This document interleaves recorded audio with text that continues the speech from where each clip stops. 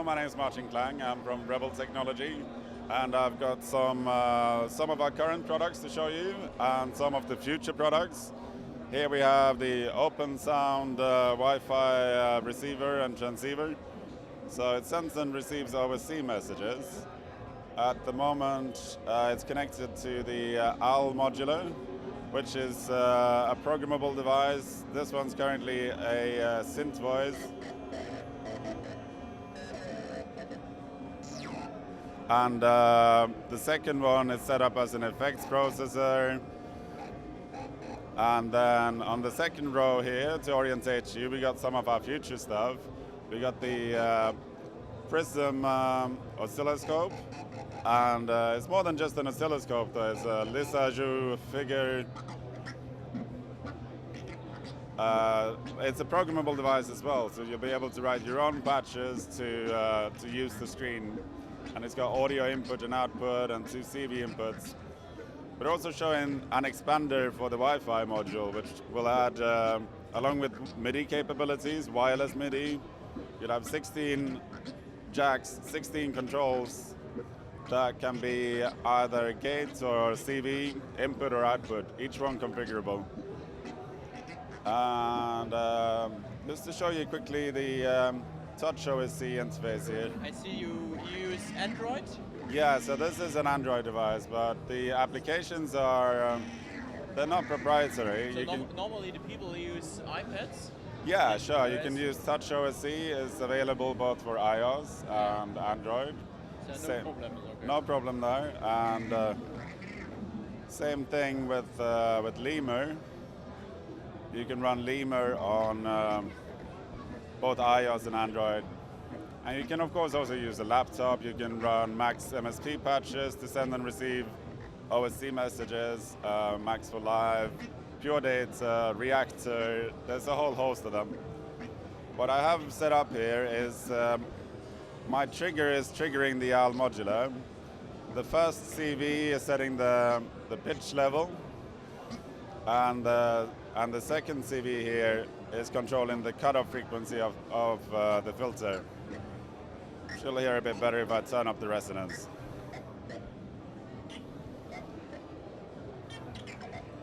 And then we have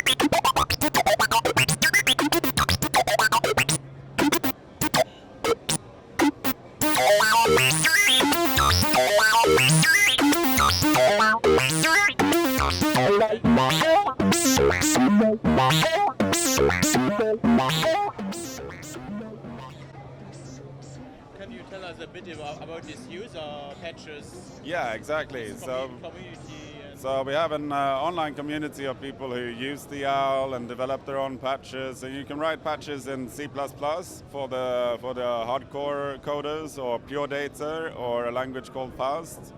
It gets compiled into both machine code for the device and into JavaScript that you can run in the browser. So it's possible to test patches without even having a device connected. And then, I mean, some of the patches we have a lot of like the synth stuff, we have a lot of effects. There's more than 100 patches in the library.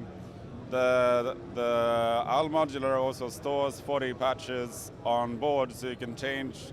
We can quickly here put on a delay patch by changing the bank to B, changed the patch number, and now it's changed from being a phaser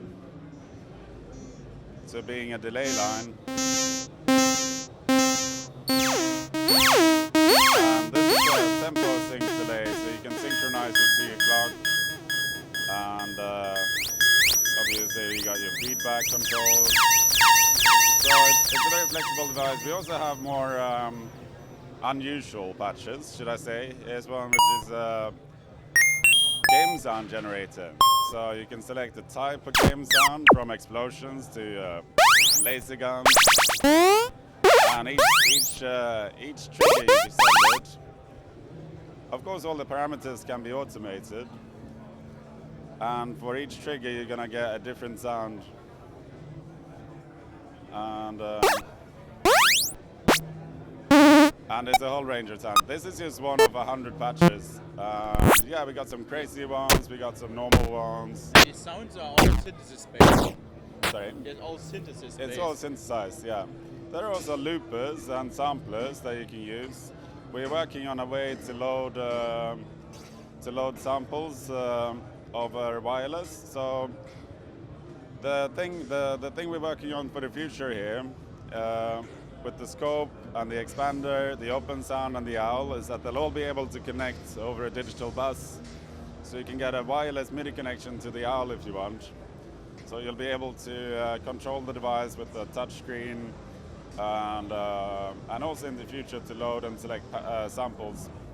There are some limits in the system. Oh, of course there are limits, yeah. I mean, you're limited to the processing power of the device. It's an ARM Cortex-M4, so there's a lot of headroom. The audio quality is 48 kilohertz, 24 bits, so it's really good, high quality audio. And yeah, the memory is limited. The buffers hold 5.5 seconds of audio. That's at 24 bits though, or actually 32 bits. And we'll be able to double that in the near future with 16-bit resolution buffers. Okay. Yeah. And what is the price of this? It's 300. The retail price is 319 pounds sterling. In euros, I'm not quite sure, but all the prices are on our website, and a list of retailers are on our website as well. Okay, thank you. Thanks a lot. Cheers.